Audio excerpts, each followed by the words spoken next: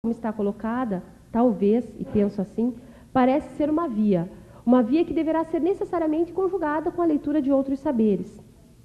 A proposição da LOAT, apresentada pela FENAFISCO, nos termos em que foi agora elaborada, indica o início do caminho, só o início. Caminho esse, como já dizia o poeta Antônio Machado, será feito ao caminhar. Mas desde já é um caminho talhado por vias possíveis, que indica uma especial forma de compreensão da administração tributária e que coloca à disposição do operador jurídico e dos seus servidores, dos seus integrantes, um instrumental apto a tornar manifestos os direitos sociais. É preciso acreditar, senhores, afinal, como dizia Max Weber, que me acompanhou hoje em toda a minha palestra, talvez até em espírito, quem sabe, não se teria jamais atingido o possível se não se houvesse tentado o impossível. Obrigada. Eu convido e anuncio o nosso segundo palestrante desta tarde.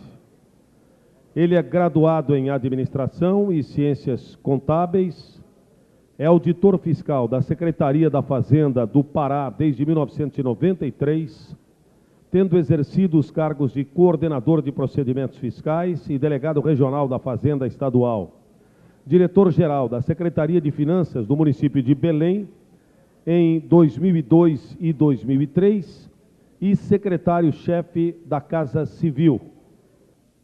Com a carinhosa atenção de todos, eu anuncio para falar sobre a LOAT do Pará, Charles Johnson da Silva Alcântara, com o nosso aplauso. Boa tarde, colegas. Quero aqui em nome do Cidemar, querido colega Cidemar, presidente da associação, e do Fabiano, da Danal, cumprimentar toda a categoria do fisco catarinense. Uma honra, né, ter recebido o convite para essa participação no evento. Quero cumprimentar o professor Juarez, né, que esteve em Belém conosco, e já posso desantecipar, tem o pé quente, né, esteve lá no início da nossa trajetória da lei orgânica, e vocês começam muito bem essa jornada de vocês aqui em Santa Catarina. Professora Adriana Schier, igualmente tem o pé quente, também esteve em Belém, né, conosco também no início da nossa trajetória. Agradecer a todos vocês e os colegas do fisco de outros estados. A professora Adriana disse aqui há pouco, imaginem vocês, a professora Adriana disse que tremia, né, diante aí do queridíssimo Juarez. Você imagina eu, lá de Belém do Pará, a mamãe e o papai vão ficar muito orgulhosos do filho delas quando eu contar essa história, quando voltar para casa. Mas, queridos amigos, pediu-me o Fabiano que contasse um pouquinho para vocês, é por isso que eu não sou palestrante, sim conversante, a trajetória do Pará, que aparentemente curta, né, sem entrar no mérito da lei em si. Nós temos aqui magníficos palestrantes, professor Juarez e professora Adriana. Parêntese, viu, Adriana? Eu só não tremi muito porque os dois são extraordinariamente sofisticados, porque são extraordinariamente simples. E, se não me engano, foi o Da Vinci que disse que a simplicidade é o mais alto ponto da sofisticação. Sem entrar no mérito da lei em si,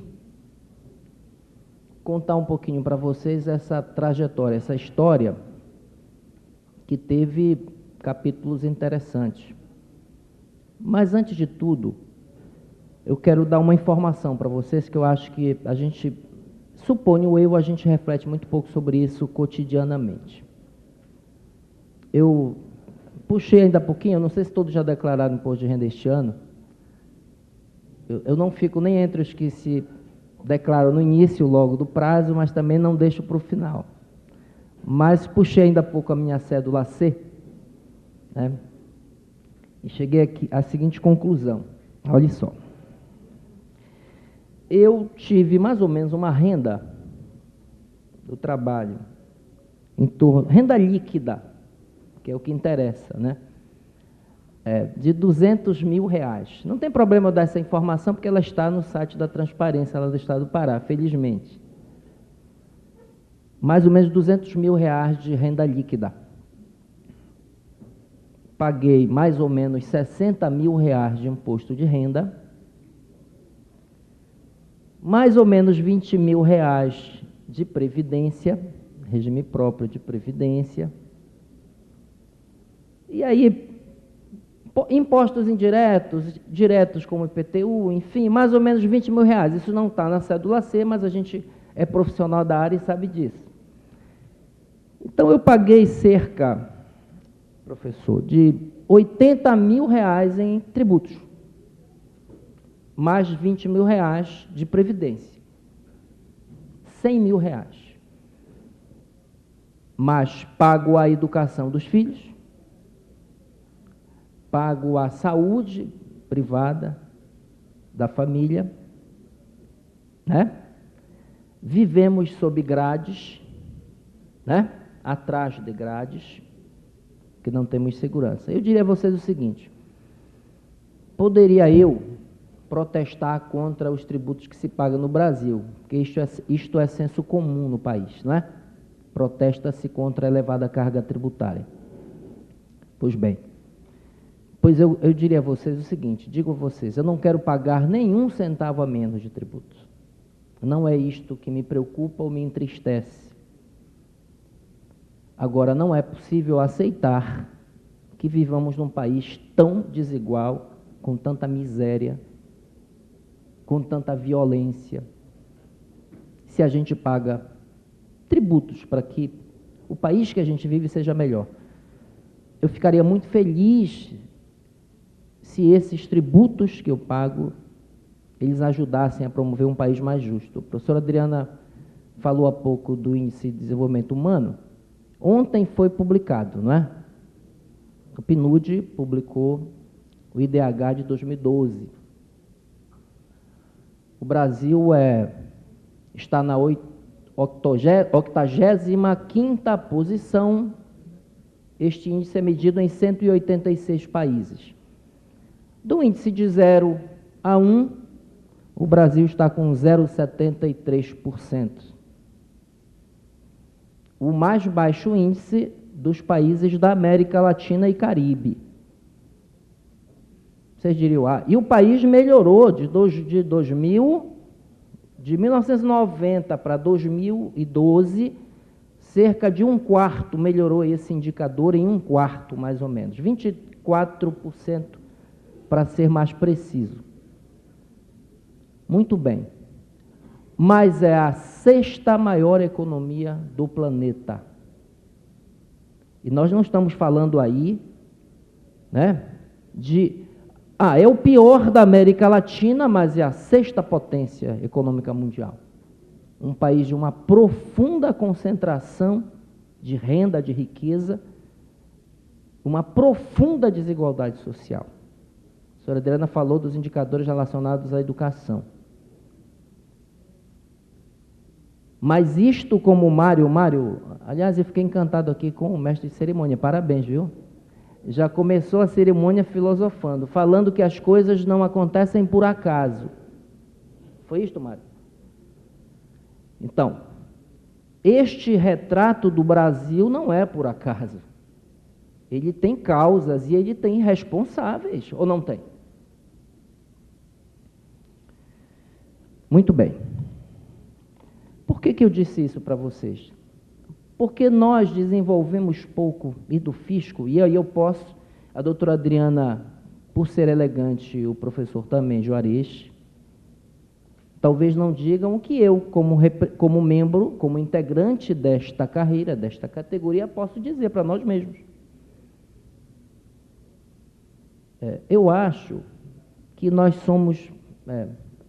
temos dado muito pouco, feito muito pouco para mudar essa realidade.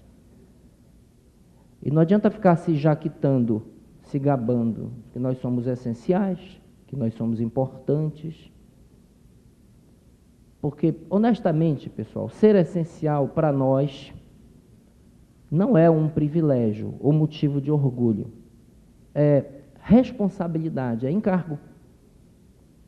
É encargo. Nós temos responsabilidades bem maiores do que outros segmentos de servidores públicos. E não estou dizendo que todos não têm, porque são servidores públicos e devem, portanto, servir ao público, mas nós, reputo, que temos ainda maiores responsabilidades em mudar as coisas. Eu não sei se a gente pode fazer tanto. Uma certa ocasião, querido Manuel, está por aí, a certa ocasião,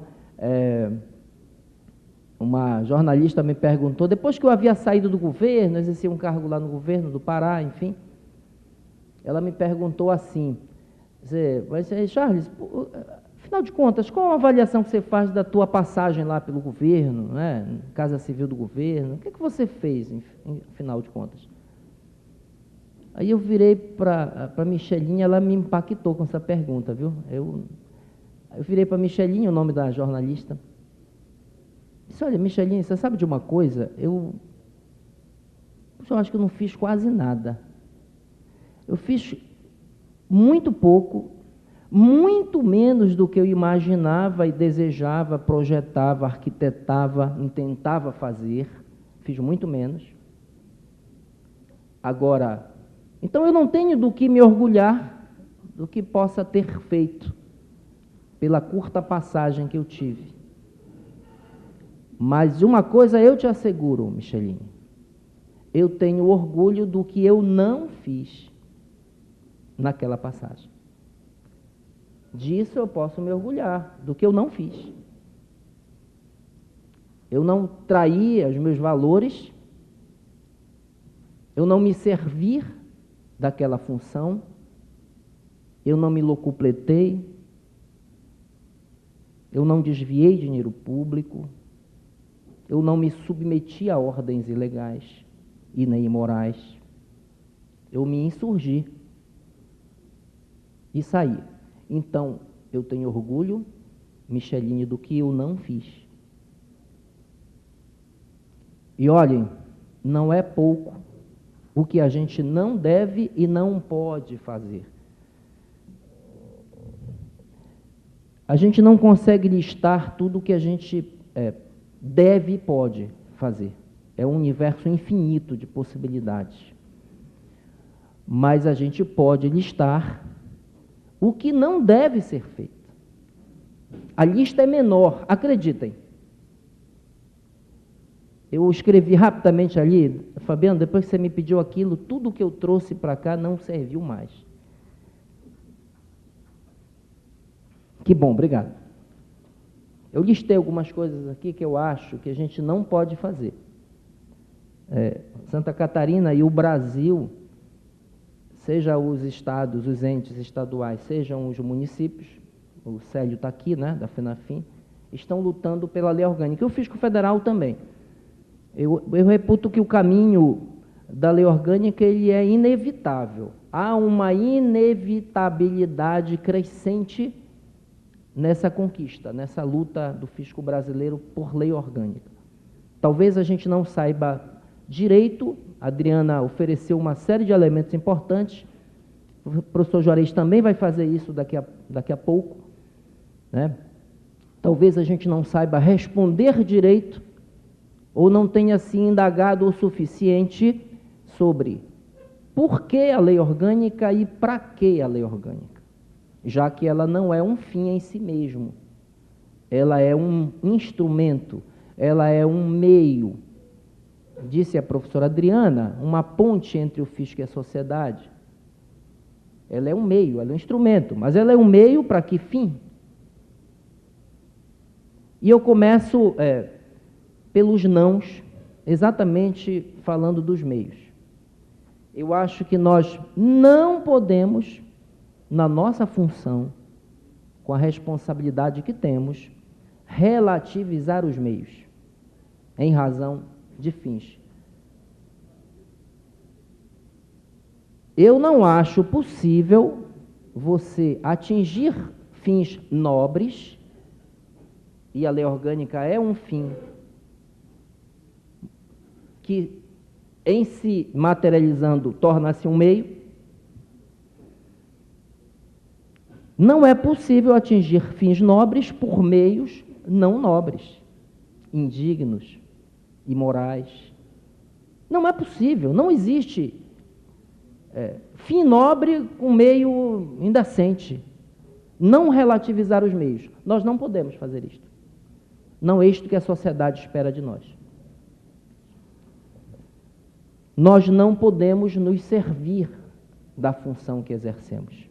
Nós não podemos fazer isto. Nós não podemos nos omitir. Está aí um retrato do Brasil. Nós não podemos nos quedar passivos e impassíveis diante de tanta injustiça que nos cerca, apenas nos preocupando com o nosso umbigo, com os nossos interesses corporativistas e não corporativos. E eu costumo diferenciar os interesses e as demandas corporativas das corporativistas.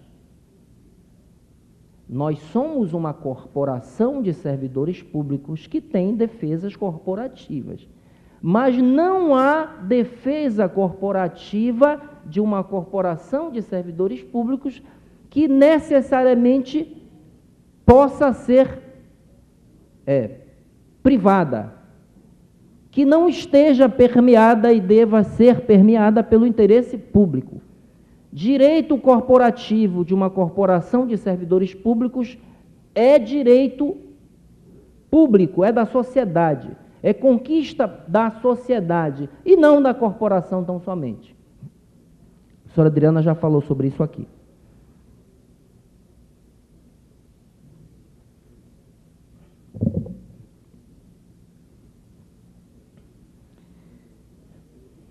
Já ouvi aqui o privilégio de ouvir o Weber, Poulantzas, Antônio Machado, poeta espanhol que eu adoro, né?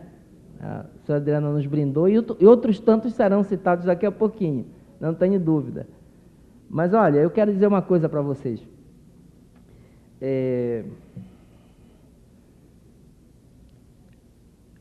Marx, não Max Weber, mas o Karl Marx, disse que a história só se repete como farsa, né? Não é possível replicar a história do Pará ou do Rio Grande do Sul, ou enfim, do Paraná, para Santa Catarina. As circunstâncias são muito peculiares, específicas, a trajetória é muito peculiar e muito específica, as experiências são sempre inevitavelmente únicas, sempre únicas. Nós iniciamos no Pará de forma mais intensa a luta por lei orgânica em 2009 e a conquistamos em 2011. Vocês diriam, poxa, foi rápido, né? Na verdade, a luta pela lei orgânica ela tem muitos anos. Está aqui o Fabiano, que a conhece muito bem, mas ela oscilou sempre. Houve momentos de mais intensidade, outros de menor, outros de ausência, enfim, a gente se dedicando a outras demandas, outras exigências. Mas a nossa, de forma muito intensa e muito apaixonada, se deu a partir de 2009. O professor Adriano e o professor Juarez nos ajudaram muito a nos apaixonar por esse tema. E houve de tudo, viu, pessoal? Até voz de prisão eu recebi, vocês imaginam. Aí a mamãe não ficaria orgulhosa nesse caso. Mas eu recebi, estávamos realizando uma greve. Greve é sempre doloroso, ainda mais uma categoria que há muitos anos não passava por essa experiência, e eu acho que ela tem que ser um recurso muito extremo, viu, pessoal? Muito extremo. E não um recurso banal qualquer. Tenho sérias críticas e restrições à forma como as greves são decididas e conduzidas, mas é um instrumento importante. Nós não podemos descartá-lo. Mas um policial, estava eu, imaginem, no ato truculento e violento de um piquete, né? O policial virou e disse: olha, eu tenho ordens para fazer funcionar a unidade. Muito bem. Virei para o policial, um pouco mais alto, que não é difícil, né? Mais alto do que eu. Disse: olha, muito bem, pois eu tenho ordens da Assembleia Geral para não funcionar a unidade. Bom, então, neste caso, aí eu cortei a frase do policial lá, um capitão, me parece. Bom, aí ele falou: então, nesse caso, eu já sei, o senhor vai me prender, é isto? Aí eu estiquei as mãos: pode me levar. A única maneira de o senhor fazer funcionar e cumprir a sua ordem é me levando preso. Não há outra maneira. E eu não vou oferecer resistência, eu nem tenho condição física para isso. Pois o policial recuou, né, para refletir, o que é difícil um policial fazer numa situação como essas. Mas talvez o olhar que eu tenha lançado sobre ele e a serenidade que eu mantive naquele momento talvez tenham tocado a figura, né? Recuou, fez uns telefonemas, enfim, foi embora. E eu não fui preso. Eu estou contando esse capítulo para dizer para vocês que há muitos espinhos no caminho. Por que há? E aí eu volto a um tema que eu costumo também, viu, doutora Adriana, também repetir, tá? E aí eu não vou me constranger em repetir, sabe por quê? Porque a gente ouve coisas repetidas todos os dias, por anos a fio. Anos a fio. Tem a ver com o tema da luta hegemônica no país. Luta hegemônica. Isso não é coisa de esquerdista não, viu, pessoal? Isso faz parte da nossa vida. Os valores que regem a sociedade que a gente vive. O consumismo, o imediatismo, o individualismo, são valores que explicam a sociedade que a gente vive. Ontem eu tinha o prazer de estar cometendo o pecado da gula numa sequência de camarão ali na Lagoa da Conceição com os nossos amigos do Ceará, e eu falava sobre o seu livro, viu, professor? Sustentabilidade e Direito ao Futuro, porque eu li, o privilégio de ler, muito obrigado, uma bela contribuição ao nosso mundo contemporâneo, que pensa o futuro, né? Então, vejam bem, qual a responsabilidade que a gente tem, não é? A gente pensa sobre isso? Hegemonia.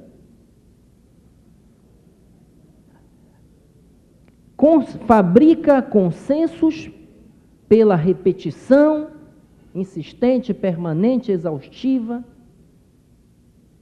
dos mesmos valores, do mesmo modo de vida, das mesmas condutas, das práticas sociais. Então, nós vivemos sob o domínio de consensos fabricados. E há consensos que a sociedade, e nós fazemos parte dela, tem a nosso respeito, ou não há consensos. É simples. O que o senso comum, esse consenso, constituiu, formou, que ideia se formou em torno do servidor público no país e do serviço público. Todos nós não ouvimos todos os dias, por anos a fio, na televisão, no jornal, na novela, no filme, no cinema, que serviço público é ineficiente por natureza e servidor público preguiçoso por natureza. Que consenso existe sobre fiscal e sobre auditor, pessoal? E sobre o fisco, qual o consenso na sociedade fabricado sobre isso? Qual o consenso na sociedade sobre a previdência? Ou não há um consenso? Há um consenso sobre tudo isto. Agora, como disputar isto na sociedade? Como introduzir o novo, uma nova consciência, novos valores? Segundo a inteligência do intelectual italiano Antonio Gramsci, que a disputa contra-hegemônica se dá pelos valores. De quem é essa responsabilidade? De mostrar que serviço público, que fisco e fiscal, não é isto que se construiu ao longo dos anos. Mas não basta dizer que é diferente, que nós não somos isto, que nós somos aquilo. É preciso, e aí eu conversava também ontem já com o Manuel, é preciso viver a mensagem, praticar o discurso. Porque as palavras, não basta dizer que somos essenciais e importantes, é preciso que nós nos conduzamos dessa maneira, de forma coerente com isto, olhando para a sociedade, lutando contra as injustiças, contra as desigualdades, contra a concentração, olhando para os desvalidos, praticando isto. Não há felicidade, meu ponto de vista, individual. A felicidade, ela é uma produção coletiva. É possível ser feliz, pessoal, com gente embaixo do viaduto, com crianças pedindo dinheiro no sinal? É possível ser feliz assim?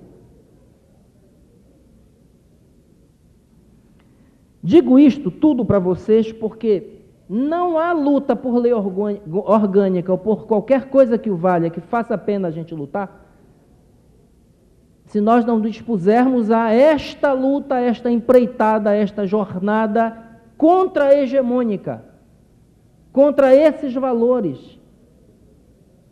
E nós temos que dizer para os políticos, nós precisamos dizer com todo carinho, mas temos que dizer. A interferência política no fisco, ela é nociva, perniciosa. E os bons políticos hão de concordar com isto e se proteger disto, porque também precisam se proteger com regras que sejam capazes de evitar que a gente se exponha a situações de risco.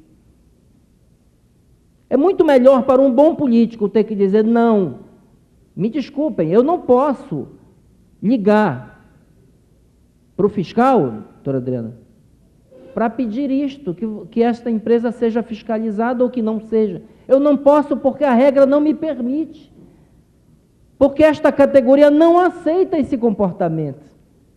E se ele já não queria fazer o pedido, ele está protegido pela regra. Não é apenas ele dizendo um não a um financiador de campanha, por exemplo. Porque nós, por estarmos ligados, conectados, né, é da natureza da nossa atividade intervir no poder econômico, regular o comportamento. Então é claro que nós estamos submetidos e mais expostos a situações de risco. Estamos mais expostos, a gente precisa assumir isto. E nós precisamos nos proteger disso, proteger os bons políticos, proteger a sociedade. A lei orgânica, ela tem que ter esse viés de ser um instrumento, um meio, para que o fisco possa exercer o seu papel constitucional de defender a sociedade, o interesse público e não a conveniência de um político ou daquele político. Não é este o papel do fisco. E isto nós precisamos dizer no Pará, pessoal. Para os políticos, para os governantes, você não pode. E nós queremos o seu apoio, viu, professor Joelho? Nós falamos na Assembleia, nós queremos o apoio de vocês para que o fisco se proteja de vocês e vocês se protejam da imoralidade. Artigos em jornal, a nociva interferência política, outro, por exemplo, o que esperar do fisco e dos políticos? O que esperar dos políticos em relação ao fisco? O que esperar dos políticos em relação ao fisco? Nós precisamos dizer para eles. E a sociedade precisa saber o que a gente espera. Mas mais do que isso, o que a sociedade espera de nós, servidores públicos do fisco? Na minha modesta opinião, não há luta pela lei orgânica sem o enfrentamento dessas questões, desses